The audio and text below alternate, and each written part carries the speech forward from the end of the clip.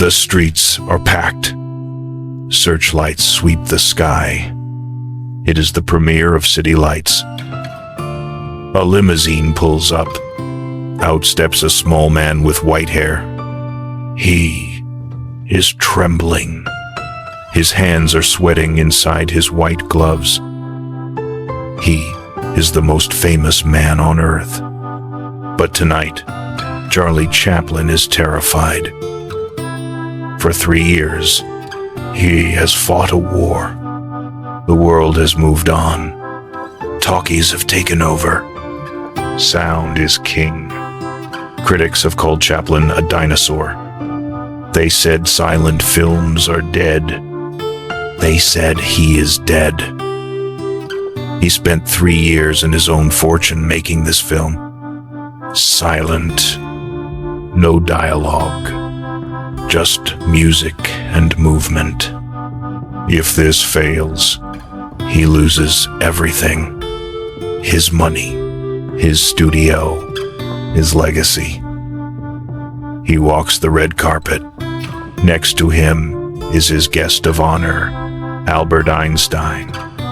The genius of science walking with the genius of art. Einstein leans in and whispers, "Charlie, look at them. They are cheering us both." Chaplin forces a smile, looking at the roaring crowd, and replies, "They cheer me because they all understand me, and they cheer you because no one understands you." It was a joke, but Chaplin wasn't laughing inside. As the lights went down and the screen flickered to life, he wasn't watching the movie. He was watching the audience. He was waiting for the sound that terrified him more than anything. Silence. He needed them to laugh, because if they didn't laugh, he would have to face the ghost he had been running from his entire life, the poverty of London. Close your eyes and picture Charlie Chaplin.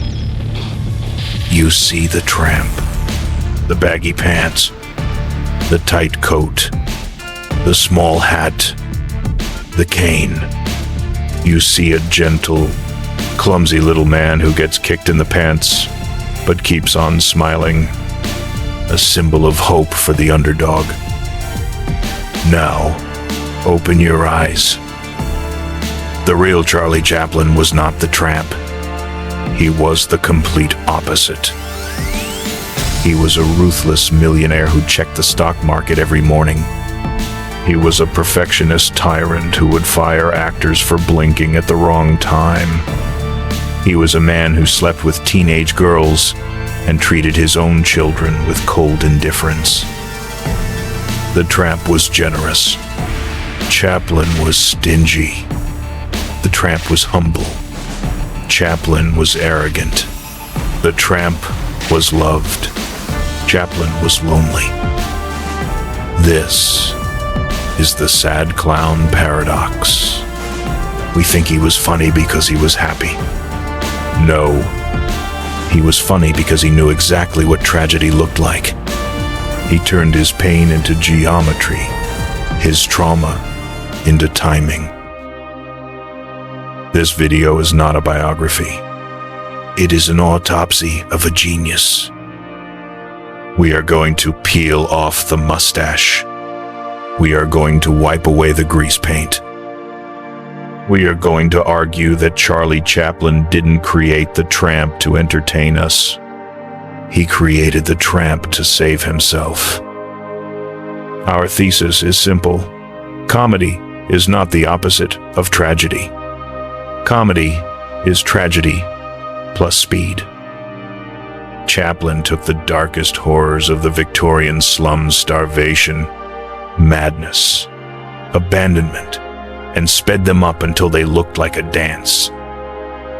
We will see how a boy who picked food out of the garbage became the first king of Hollywood, and how his obsession with control eventually destroyed his kingdom. Hi everyone, welcome back to the channel. The year is 1895. London. The smoke of the Industrial Revolution hangs thick over the city. In a cold, damp attic in Lambeth, a 6-year-old boy is watching his mother go mad.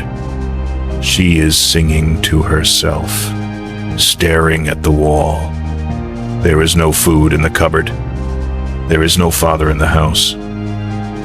This boy is about to be sent to the workhouse, a prison for the poor.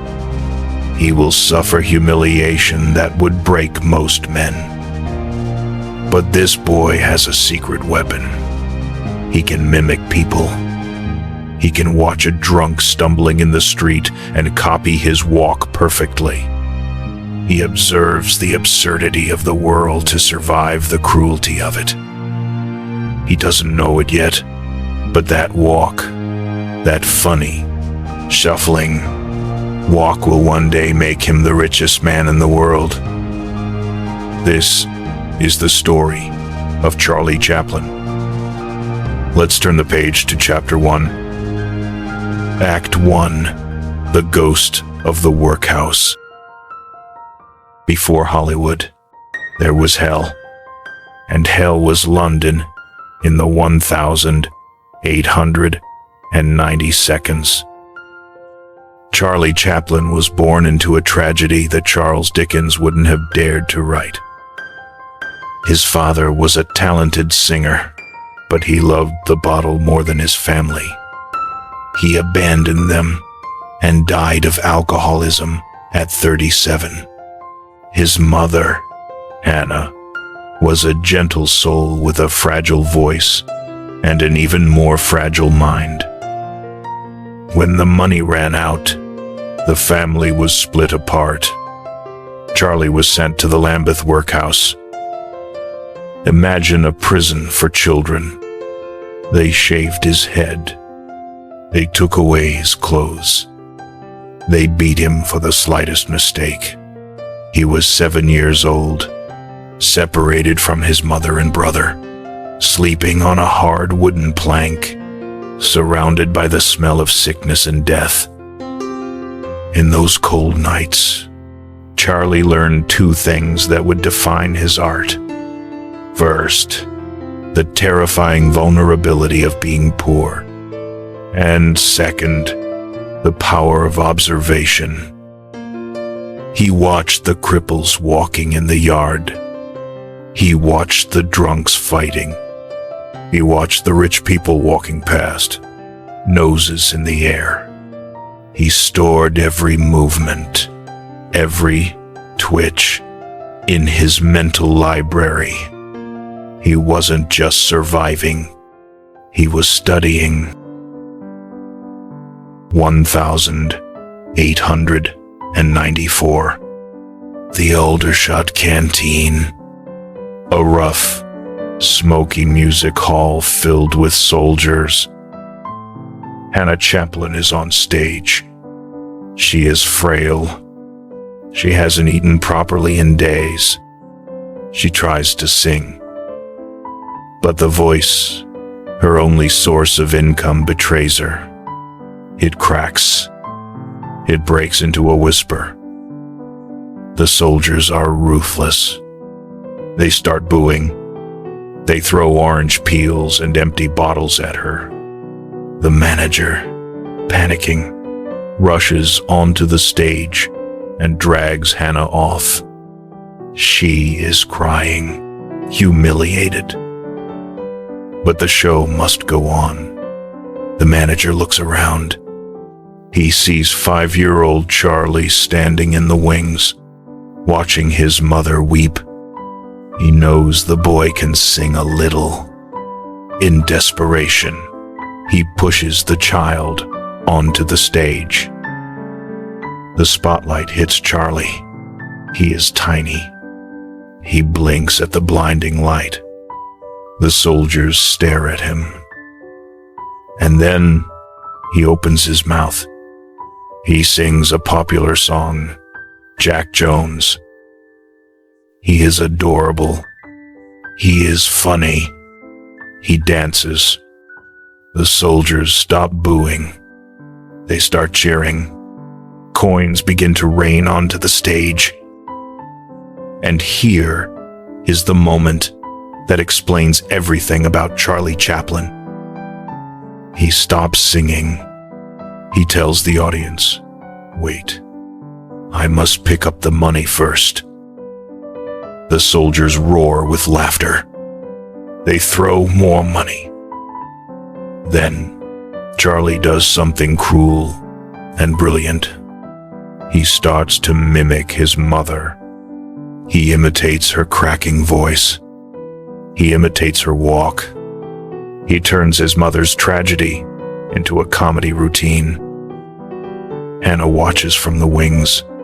She sees her son succeeding by mocking her failure. It was the night her career ended, and his began. He saved the show, but he lost his childhood. Fast forward 20 years. 1914. Hollywood. Keystone Studios. Charlie is a young vaudeville actor, confused and lost in the new world of movies. His boss, Max Sennett, shouts at him, "We need a gag. Put on a comedy makeup. Anything." Charlie walks into the wardrobe room. He has no plan. He just lets his intuition take over. He wants contrast. He picks baggy pants to look small. He picks a tight coat to look dignified. He puts on big shoes to look clumsy. He finds a small derby hat to look like a gentleman. And finally, a small toothbrush, mustache, to hide his youth without hiding his expression. He looks in the mirror. He doesn't see a character. He sees a ghost. The tramp is a gentleman, a poet, a dreamer, a lonely fellow, always hopeful of romance and adventure. He is the boy from the workhouse, dressed up in the discarded clothes of the rich. He walks onto the set. He twirls his cane. He shuffles his feet. The moment the camera started rolling, Charlie Chaplin disappeared, and the tramp was born. He wasn't trying to be funny. He was trying to be dignified in a world that wanted to crush him. What is the lesson of the Aldershot Canteen? It is the secret formula of all great comedy. Tragedy plus distance equals comedy. Chaplin taught us that if you look at life in close-up, it is a tragedy. But if you step back and look at it in a long shot, it is a comedy. He took the deepest pain of his life poverty, hunger, the madness of his mother, and he processed it. He didn't hide it. He wore it. The tramp is funny because he is hungry. He eats a boot like it's a steak. He eats shoelaces like they are spaghetti. We laugh, but underneath the laugh, we feel the hunger. Chaplin proved that art is the alchemy of pain. He showed us that you don't have to be a victim of your trauma. You can use it. You can direct it. You can make the world laugh at the very things that used to make you cry. But as the tramp conquered the world, the man inside the suit was becoming a perfectionist tyrant. He had escaped poverty, but he could never escape the fear of it. And that fear was about to turn him into the most difficult man in Hollywood. By the 1920 seconds, the boy from the workhouse had become the emperor of the world. Charlie Chaplin was not just a star. He was a phenomenon. He was the most recognized human being on the planet, more famous than Jesus or Napoleon in his time. He built his own studio. He co-founded United Artists. He answered to no one. But absolute power corrupts. And in Chaplin's case, it fed a monster, perfectionism. The set of a Chaplin movie wasn't a playground. It was a dictatorship. He didn't use scripts. He kept the entire movie in his head. He would sit on the set for hours, days, sometimes weeks, staring at a wall, while hundreds of cast and crew members waited in terrified silence. He was burning money just to wait for the muse. He didn't want actors to act.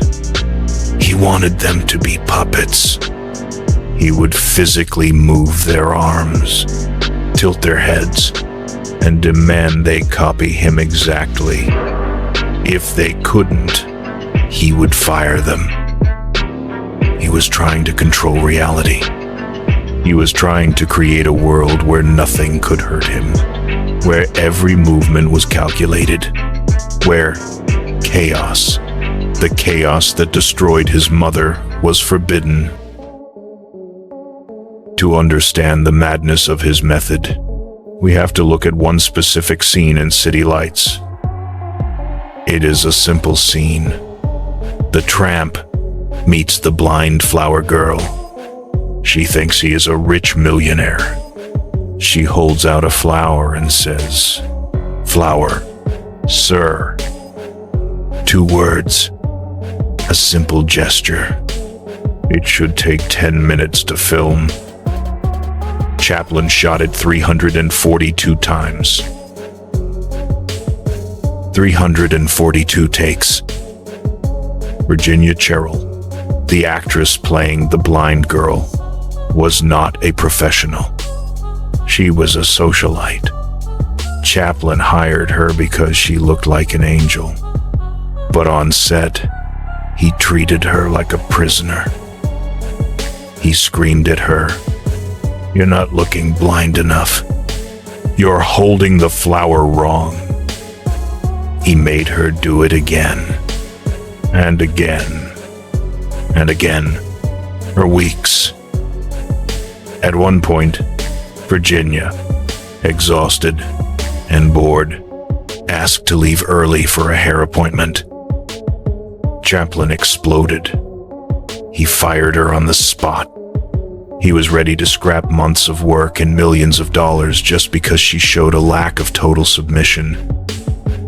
He eventually rehired her because it was too expensive to reshoot everything. But the lesson remains. Behind that sweet, romantic scene that makes the world cry, there was a man shouting, a woman crying, and a crew on the verge of a nervous breakdown. The sad clown was making everyone else sad, just so he could be perfect. But while Chaplin was fighting for perfection inside his studio, a bigger enemy was waiting outside. 1927. The jazz singer is released. The first talkie. Suddenly, the cinema found its voice. Audiences didn't want pantomime anymore. They wanted dialogue. They wanted noise. Overnight, silent stars vanished. Their voices were too squeaky, too rough, or their accents were too thick. The industry panicked. Everyone told Chaplin, "You have to talk. Charlie, the tramp has to speak." Chaplin refused. He was terrified. He knew a secret. The tramp was universal because he was silent. He belonged to everyone. The moment he spoke English, he would become just a little Englishman. He would lose the Chinese audience. The Russian audience, the South American audience, the magic would die. He stood alone against the tide of history. He wrote an article famously declaring, "Moving pictures need sound as much as Beethoven's symphonies need lyrics." It was brave, but it was also arrogant. He was betting his entire fortune on a silent movie, City Lights, in a sound world. The press called it Chaplin's suicide. Back to that night in 1931, the premiere of City Lights. Chaplin sits in the dark, sweating. The movie plays. No dialogue, just music and the visual poetry of the Tramp. The final scene approaches. The Tramp, ragged and poor, meets the flower girl again. She can see now. She realizes that her benefactor wasn't a rich prince, but this sad little vagrant. She touches his hand. She asks, "You?" He nods, with a smile that contains all the pain of the world, and says, in a title card, "You can see now." The lights came up. Silence. And then, thunder. The audience wept. Einstein was weeping. The critics were weeping. It wasn't just laughter. It was awe. Chaplin had won. He had proven that silence could scream louder than words. But it was a hollow victory. He knew this was the last stand. The world had changed. The Tramp could survive this battle, but he couldn't survive the war. The machines were coming. The modern world was coming. 5 years later, 1936. Modern times. Chaplin finally acknowledges the sound era, but only to mock it. The only voices in the film come from machines, radios, monitors. The humans remain silent. But something had shifted in Chaplin. He was no longer just a comedian. He was angry. He looked at the Great Depression. He looked at the factories turning men into robots. He looked at the rise of fascism in Europe. The Tramp wasn't just falling in love anymore. He was getting sucked into the gears of a giant machine. This was the beginning of his downfall. The American government started watching him. They didn't like his message. They called him a communist. They called him a threat. The man who just wanted to make people laugh was now being labeled a political enemy. The FBI opened a file on him. The sad clown was about to become the exiled king. Why was Chaplin so obsessed? Why 342 takes? Because he suffered from the imposter syndrome of the survivor. Deep down, he was still the little boy in the workhouse. He believed that if he stopped being perfect for 1 second, the poverty would come back. He believed that he didn't deserve his wealth, so he had to work harder than anyone else to justify it. The lesson here is profound. Perfectionism is not a quest for the best. It is a pursuit of the worst part of ourselves. It is fear masked as quality control. Chaplin created masterpieces, yes, but at what cost? He alienated his friends. He tortured his actors. He lived in a state of constant anxiety. He taught us that you can conquer the world with your talent, but you can lose your soul to your ego. He clung to the silence because it was the only thing he could control.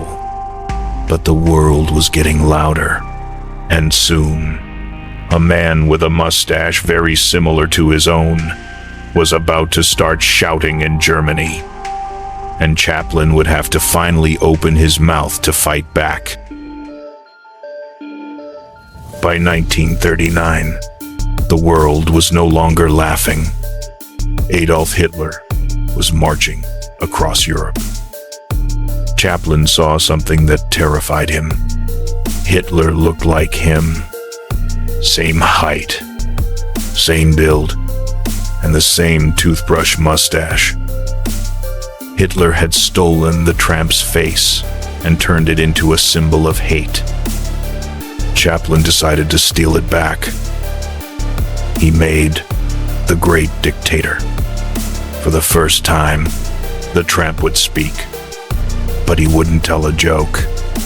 He would deliver a sermon. At the end of the film, Chaplin looks directly into the camera. He drops the character. He isn't the Tramp anymore. He is Charlie. He gives a 3-minute speech that is more powerful than any weapon. Machine men with machine minds and machine hearts. You are not machines. You are not cattle. You are men. It was the bravest moment in cinema history. He risked his entire career to tell the world that humanity must prevail over machinery. But the American government didn't applaud. They saw a man preaching socialism. They saw a threat. The backlash was brutal. The FBI, led by J. Edgar Hoover, launched a smear campaign.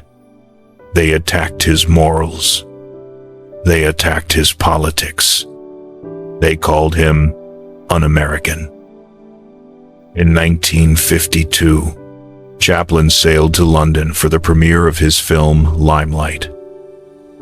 While he was on the ship, in the middle of the Atlantic Ocean, he received a telegram.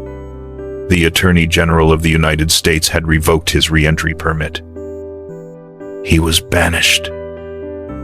The country that made him rich, the country he had loved for 40 years, locked the door behind him. He was effectively stateless. He settled in Switzerland. He bought a manor in Vevey, overlooking the Alps. It seemed like a sad ending. The king in exile, forgotten by the empire he built. He became bitter. He refused to speak about America. He thought the world had forgotten the Tramp. 1972. 20 years of silence. The Academy of Motion Picture Arts and Sciences tries to fix the mistake. They invite Chaplin back to receive an honorary Oscar. Chaplin is 82 years old. He is frail. He is terrified. He tells his friends, "They will boo me. They hate me." He flies to Los Angeles. He is nervous. He remembers the FBI. He remembers the headlines calling him a traitor. April 10, 1972. The Dorothy Chandler Pavilion. The presenter announces his name. A clip of the Tramp plays on the screen. The lights go up. Chaplin walks onto the stage. He is using a cane, but not for comedy. He is just an old man.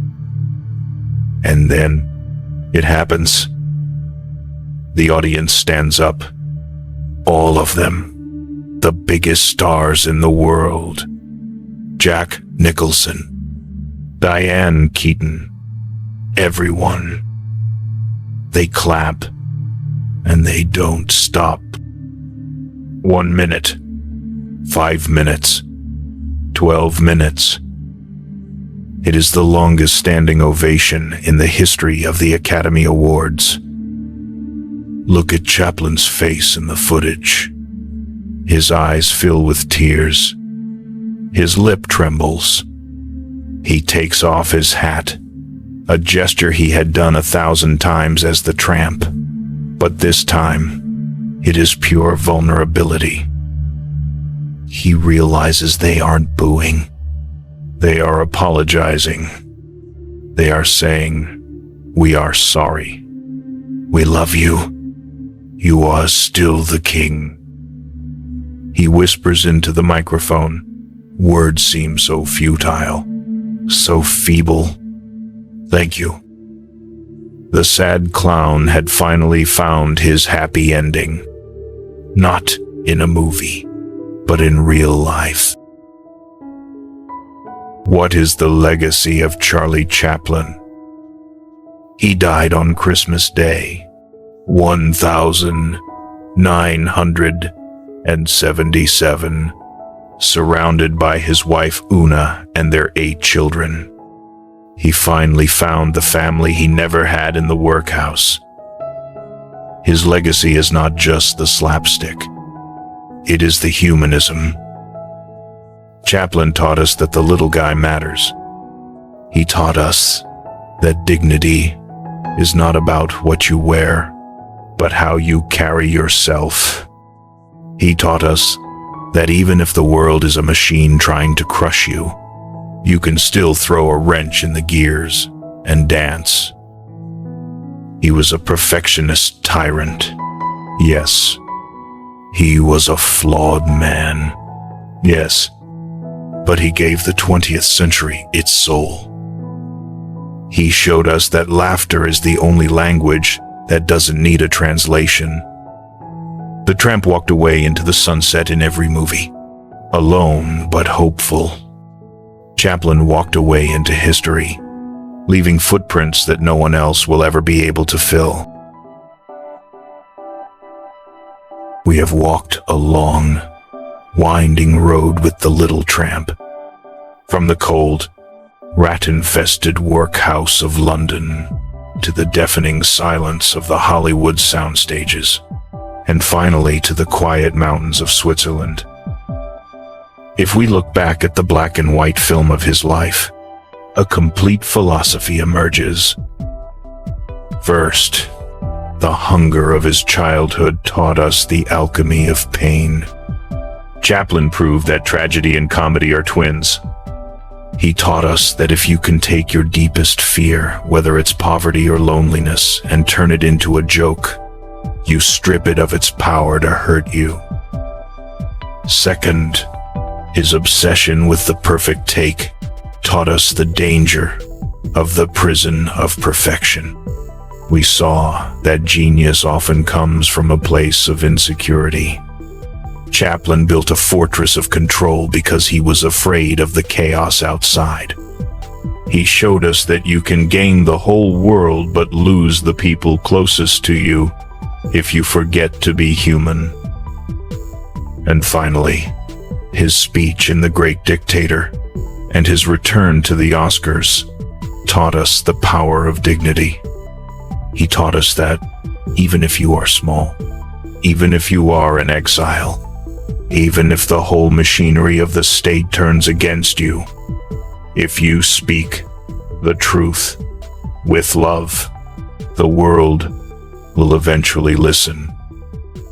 He was the sad clown, yes, but he was also the bravest man in the room. To the outsiders watching this video, to the misfits, to anyone who feels like they are walking funny in a straight world, Charlie Chaplin is whispering to you right now. He is telling you, don't hide your walk. Life will kick you. It will knock your hat off. It will close the door in your face. When that happens, you have two choices. You can cry, or you can do what the tramp did. You can pick up your hat, dust off your knees, twirl your cane, and waddle away into the sunset. Remember his secret. Life is a tragedy when seen in close-up, but a comedy in long shot. So, when things get dark, zoom out. Find the humor in the hurt. Because as long as you can laugh, you are never truly poor. Now, I turn the spotlight to you. Do you think Chaplin was a tyrant who mistreated people? Or was his behavior justified by the masterpieces he created? Can we separate the art from the artist? I want to read your thoughts in the comments below. Let's keep the conversation meaningful. If this journey into the mind of the king of comedy moved you, please hit that like button. It helps us keep the silence loud. And if you are fascinated by brilliant comedians who hid a deep, dark sadness behind their smiles, you simply must watch our next episode on Robin Williams. It is the modern chapter of the sad clown paradox, a story of manic genius and tragic loss. Click right here to continue the journey. I'm Peter. Keep smiling, even when your heart is breaking. I'll see you in the next chapter of history.